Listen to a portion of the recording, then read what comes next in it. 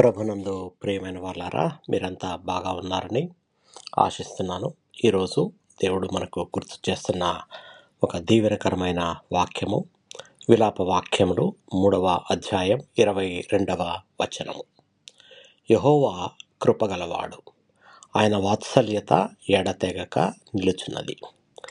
ఇది చాలా అందమైన వాక్యం, మనకు ఒక గొప్ప ఆశనిస్తుంది.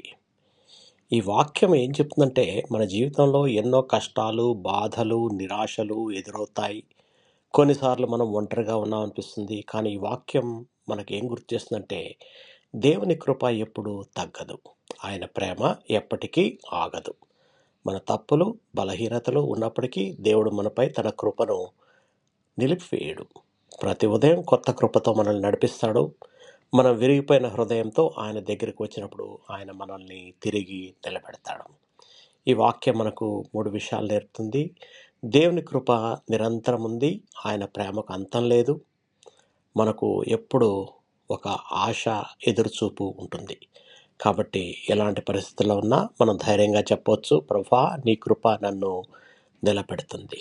ప్రార్థన చేసుకుందాం. ప్రియ పరలోకపు తండ్రి, నువ్వు మా మీద చూపిస్తున్న అపారమైన కృపకు, ఎప్పటికీ తగ్గని నీ ప్రేమకు కృతజ్ఞతాస్తుతులు, వందనాలు. ప్రభువా, మేము బలహీనంగా ఉన్నప్పుడు మాకు బలాన్ని దయచేయండి. మేము కృంగినప్పుడు మాకు ఆశనివ్వండి. మేము తప్పిపోయినప్పుడు నీ దారిలో నడిపించండి. నీ వాత్సల్యత ఎప్పటికీ నిలిచుండునని మాకు ఎల్లప్పుడూ గుర్తు చేయండి. ప్రతిరోజు నీ కృపలో నడిచే భాగ్యం మాకు దయచేయమని మా ప్రభును మీ ప్రియకుమారుడైన యేసు నామములో ప్రార్థించి వేడుకుంటున్నాం తండ్రి. ఆమెన్. మీకు ఎవరికన్నా ప్రార్థన అవసరత ఉంటే మీరు నాకు మెసేజ్ చేయండి.